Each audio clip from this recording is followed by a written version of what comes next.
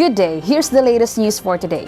After being rescheduled twice for vaccination, Governor Bambi finally got his first dose of Sinovac together with 15 other provincial capital employees. This aligning with the mandate directly from the Department of Health to have them immediately inoculated.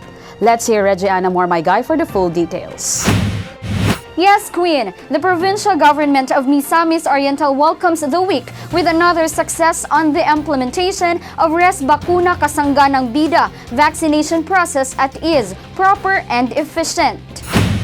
In line with the mandate directly from Department of Health or DOH, Governor Bambi Emano finally got vaccinated on his first dose with Sinovac on Monday, April 26, 2021, while on the coming May 24 shall be his scheduled second dose for vaccination. With him are other 15 frontliners composing of staffs from PHO, PSWDO, PDRRMO, and MOPJ who reflect faith over fear and worries, assured of the process becoming part of the planned herd immunity following the nationals leading for the whole of Misor.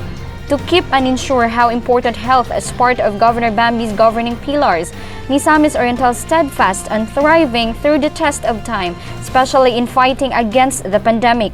Together with the IATF Chief and the Provincial Health Office Head, Dr. Jerry Kalingasan, PGMO eagerly go against the alarming case on COVID at present by continuously encouraging the people to follow minimum standard health protocols. Even Governor Bambi, right after his having been inoculated, expressed his utmost gratitude to all the IATF Misor team's effort with all the Misamis Oriental provincial hospitals, of which inspiring all Misamisnons to get vaccinated whenever right opportunity comes for them.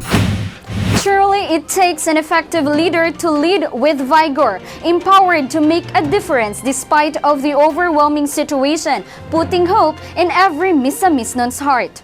This is Regiana Mormaygay, aimed towards a clean and honest governance, reporting for the province of Misamis Oriental. Queen? Thanks, Regiane. In another story, as another 2 COVID variants already entered Misamis Oriental, which is believed to spread easily, Governor Bambi Emano and the Provincial IATF Chief Dr. Jerry Kalingasan called for a unified response from communities to be more vigilant in following minimum health protocols.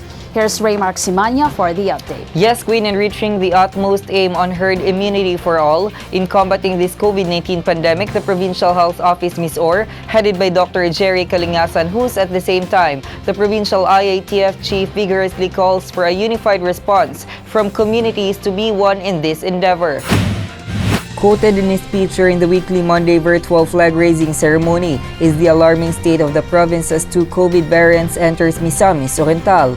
He added that the signs and symptoms are just the same from the original strain, but cough is the most common, followed by tiredness and muscle aches, while loss of taste and sense of smell are less likely to develop into COVID-19 sickness. The variant spreads more easily, which can lead to more cases of COVID-19 at present, if not apprehended. With this, the provincial government of Misamis Oriental under Governor Bambi Emano's leadership continuously urges the people to be vigilant in following the safety health protocols. Up to date, there are a total of 6 COVID variants discovered concerning the whole country, which means that challenges increase all the more. Reflecting on the cases accumulating this deadly disease, Misamis Oriental may have gotten in a slope of increasing and then a sudden drop count and vice versa, yet PGMO still manages to fight the surge. Governor Bambi with the IATF Chief Dr. Jerry Kalingasan never ceases to care for the people of Misor, especially in times like this, not wanting any life to perish and be wasted. This is Raymark Simanya, aimed towards a clean and honest governance, reporting for the province of Misamis Oriental. Queen? Thanks, Raymark. And that is the latest news for today. For more details, please visit the Misamis Oriental Provincial Information Facebook page. Once again, I am Queen Exclamador. Good day.